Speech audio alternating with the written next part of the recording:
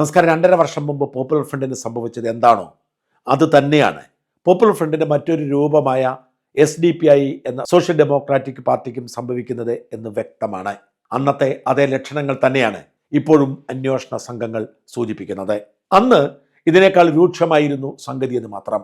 അന്നത്തെ റെയ്ഡിന്റെ ലക്ഷ്യം പോപ്പുലർ ഫ്രണ്ടിന്റെ നേതാക്കന്മാരെയൊക്കെ പിടിച്ചുകൊണ്ടുപോവുകയായിരുന്നു.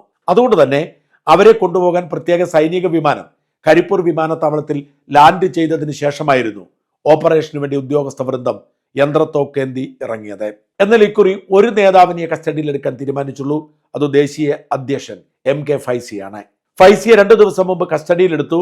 വിശദമായി ചോദ്യം ചെയ്തുകൊണ്ടിരിക്കുന്നതിനിടയിൽ നാടകീയമായി രാജ്യവ്യാപകമായി SDPIയുടെ ഓഫീസുകളിൽ എൻഫോഴ്സ്മെന്റ് ഡയറക്ടറേറ്റ് റെയ്ഡ് നടത്തി.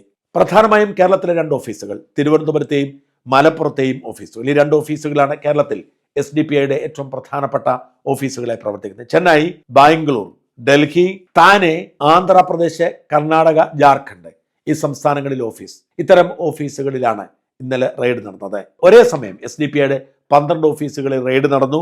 അവിടുന്ന് പിടിച്ചെടുക്കാവുന്ന രേഖകളൊക്കെ, അവർ പണം വാങ്ങിക്കൊടുക്കുന്ന രസീത് ബുക്ക് അടക്കം, അക്കൗണ്ടിംഗ് ബുക്ക് അടക്കം, മൊബൈൽ ഫോണുകളടക്കം പിടിച്ചെടുക്കാവുന്ന രേഖകളെല്ലാം ED പിടിച്ചെടുത്തു. അധികം ഉദ്യോഗസ്ഥരൊന്നും ഉണ്ടായിരുന്നില്ല റെയ്ഡിന്. എന്നാൽ അവരെത്തിയ വാഹനത്തിനു ചുറ്റും യന്ത്രത്തോക്കേന്തിയ കേന്ദ്രസേനയെ നിരത്തിയിരുന്നു. മലപ്പുറത്തെ അവരുടെ വരവ് കാണേണ്ടത് തന്നെയായിരുന്നു. മലപ്പുറത്ത് ED റെയ്ഡ് നടക്കുന്നുവെന്നറിഞ്ഞ് ആയിരക്കണക്കിന് SDPI പ്രവർത്തകരാണ് തടിച്ചുകൂടിയത്. ED ഗോ ബാക്ക് എന്ന പേരിൽ മുദ്രാവാക്യം വിളിച്ചുകൊണ്ട് അവർ പാഞ്ഞെടുത്തു. പക്ഷേ അവർക്ക് ഒരു കയ്യകലത്തിൽ നിൽക്കേണ്ടി വന്നു. കാരണം കൂസലില്ലാതെ നിൽക്കുന്ന യന്ത്രത്തോക്കേന്തിയ കേന്ദ്രസേനയാണ് അവർ കണ്ടത്. ആ സേനയ്ക്ക് നേരെ ആക്രമണം നടത്തിയാൽ അവർ വെടിവെക്കുമെന്നും മരിച്ചാൽ ആരും സഹതപിക്കുക പോലും ഇല്ല എന്നും SDPI നേതാക്കൾക്ക് അറിയാവുന്നതുകൊണ്ട് ആരും അടുത്തില്ല എന്നതാണ് വാസ്തവം. പോപ്പുലർ ഫ്രണ്ടിന്റെ പ്രതാപകാലത്ത് പോപ്പുലർ ഫ്രണ്ടിന്റെയോ SDPIയുടെ ഓഫീസുകളിലേക്ക്, അത് പോട്ടെ, അവർക്ക് സ്വാധീനമുള്ള ടൗണുകളിലേക്ക് പോലും പോലീസിന് തിരിഞ്ഞു നോക്കാൻ കഴിയുമായിരുന്നില്ല. കോവിഡ് കാലത്തൊക്കെ എല്ലായിടങ്ങളിലും നിയന്ത്രണമുള്ളപ്പോൾ പോപ്പുലർ ഫ്രണ്ടിനും SDPIക്കും സ്വാധീനമുള്ള ഇടങ്ങളിൽ പോലീസിന് ചെല്ലാൻ കഴിയുമായിരുന്നില്ല. അങ്ങനെ അവർ അവരുടേതായ ഒരു സാമ്രാജ്യം വളർത്തിക്കൊണ്ടുവരുന്നതിനിടയിലാണ് പോപ്പുലർ ഫ്രണ്ടിനെ നിരോധിച്ചതും അവരുടെ സ്വാധീനം ഇല്ലാതായതും. അതിന്റെ തുടർച്ചയായി തന്നെയാണ് ഇപ്പോൾ സംഭവിച്ചതും. പോപ്പുലർ ഫ്രണ്ടിന് സംഭവിച്ച ഓർമ്മയുള്ളതുകൊണ്ടാവാം യന്ത്രത്തോക്കുകൾക്ക് മുമ്പിൽ പരിങ്ങി നിൽക്കുന്ന SDPIക്കാരെയാണ് നമ്മൾ കണ്ടത്. അവർ ഒരു സൈഡിലേക്ക് മാറി നിന്ന് മുദ്രാവാക്യം വിളിക്കായിരുന്നു. ഈ മുദ്രാവാക്യം വിളി ED ഉദ്യോഗസ്ഥന്മാരെയോ കേന്ദ്രസേനയോ അലോസരപ്പെടുത്തിയില്ല. അവരവരുടെ പണി ചെയ്തു. മുദ്രാവാക്യം വിളിക്കാർ ഒരു വശത്ത് മാറി നിന്ന് മുദ്രാവാക്യം വിളിച്ചു.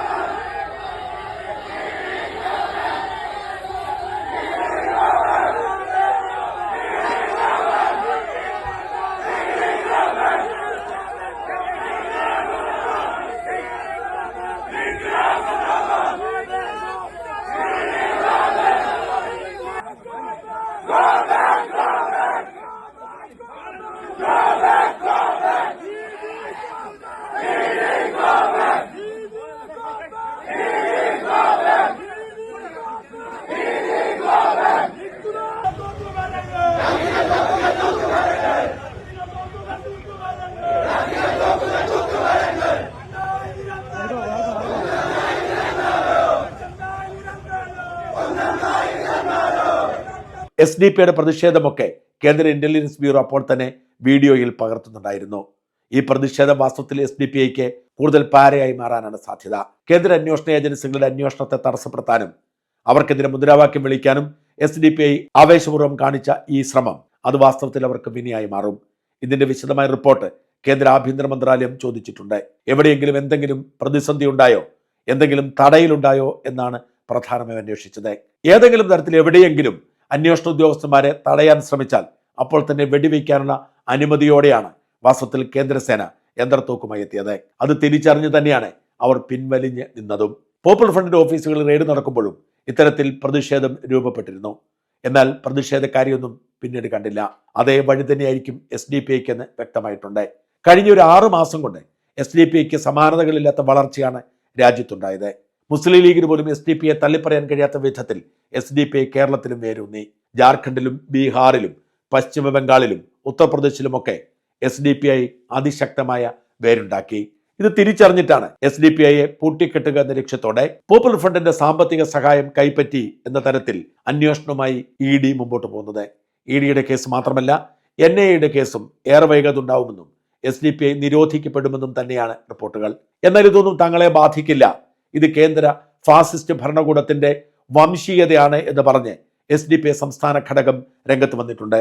SDPI ഓഫീസ് റെയ്ഡ് ആശയറ്റ ഫാസിസ്റ്റ് ഭരണകൂടത്തിന്റെ വിരട്ടൽ ദേശീയ വൈസ് പ്രസിഡന്റ് മുഹമ്മദ് ഷെയ്ഫിയുടെ പ്രസ്താവനയാണ്. ഇത്തരം ഒരുപാട് പോസ്റ്ററുകൾ അവർ പ്രചരിപ്പിക്കുന്നുണ്ട്. രാഷ്ട്രീയത്തെ രാഷ്ട്രീയം കൊണ്ട് നേരിടാനുള്ള ഇച്ഛാശക്തി സംഘപരിവാറിനില്ല.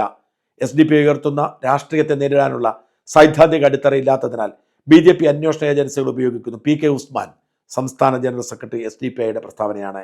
സംസ്ഥാന പ്രസിഡന്റ് CP ലത്തീഫ് പത്രസമ്മേളനം നടത്തി പ്രതിഷേധം അറിയിച്ചിരുന്നു. വഖഫ് ഭേദഗതി ബില്ലിനെതിരിൽ പാർലമെന്റിൽ വിവിധ രാഷ്ട്രീയ കക്ഷികളും പ്രതിപക്ഷ കക്ഷികളും ശക്തമായ നിലപാടെടുത്തപ്പോഴും തെരുവിൽ അവരില്ലാത്ത ഒരു കുറവുണ്ടായിരുന്നു. അത് ജനകീയമായി ജനങ്ങളെ പങ്കാളികളാക്കി പങ്കെടുപ്പിച്ചുകൊണ്ട് ജനാധിപത്യ വിരുദ്ധമായ ഒരു നിയമനിർമ്മാണത്തെ ശക്തമായി ജനകീയമായി പ്രതിരോധിക്കാൻ മുന്നോട്ട് വന്നതിന്റെ പകപോക്കലാണ് യഥാർത്ഥത്തിൽ ഇപ്പോൾ BJP ചെയ്തിട്ടുള്ളത്.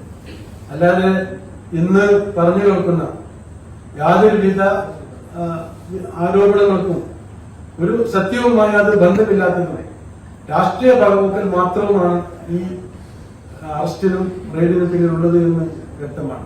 MK ഫൈസലിന്റെ ചിത്രം ആദ്യം പതിച്ച് ഒപ്പം അരവിന്ദ് കെജ്രിവാളിന്റെയും സോറന്റെയും ചിദംബരത്തിന്റെയും ഒക്കെ പടം ചേർത്ത് ED എൻഡ് ഓഫ് ഡെമോക്രസി എന്ന് പറഞ്ഞ് ഒരു ക്യാമ്പയിനും ആരംഭിച്ചിട്ടുണ്ട്. മൂവാറ്റുപുഴ അഷ്റഫ് മൗലവി എന്ന SDPIയുടെ മുൻ സംസ്ഥാന പ്രസിഡന്റ് പറഞ്ഞത് ഇങ്ങനെയാണ്: ഓർക്കുക, മുസ്ലിങ്ങളും ക്രിസ്ത്യാനികളും ഇല്ലാത്ത ഇന്ത്യ സ്വപ്നം കണ്ട് 100 കൊല്ലമായി ലക്ഷങ്ങളെ കൊന്നൊടുക്കിയ ഫാസിസ്റ്റ് പരിവാർ അധികാരം മറയാക്കി പാർലമെന്റിനെയും ഏജൻസികളെയും ഉപയോഗപ്പെടുത്തി കീഴ്പ്പെടുത്താൻ ശ്രമിക്കുന്നു. അതിനെതിരെ നിർഭയത്തോടെ നിവർന്നു നിൽക്കാൻ നേതൃത്വം നൽകുന്നവരെ അറസ്റ്റ് ചെയ്തും റെയ്ഡ് നടത്തിയും പിന്തിരിപ്പിക്കാൻ ശ്രമിക്കുന്നു. കാത്തിരിക്കുക, നിങ്ങൾ തോൽക്കുകയും ഭരണഘടന ജയിക്കുകയും ചെയ്യുന്ന നാൾ വരെ ഈ പോരാട്ടം തുടരും. ഒന്നുകിൽ ജയം അല്ലെങ്കിൽ ജയിൽ. മൂവാറ്റുപുഴ അഷ്റഫ് മൗലവി. പോപ്പുലർ ഫ്രണ്ടിനെതിരെ കേന്ദ്ര സർക്കാർ നടപടി ആരംഭിച്ചപ്പോൾ ഇങ്ങനെ ആവേശപൂർവ്വം പ്രസ്താവന ഇറക്കിയ പലരുമുണ്ടായിരുന്നു. അവരൊക്കെ നിരനിരയായി അഴിയെണ്ണിയതോടെ എല്ലാവരും മുങ്ങുകയായിരുന്നു. നാളെ SDPIയുടെ അനുഭവവും ഇതുതന്നെയാവും. SDPIയെ ഭയന്നിരിക്കുന്ന ലീഗിനും UDF-നും CPM-നും ഒക്കെ ഇതൊരു ആശ്വാസവുമാകും.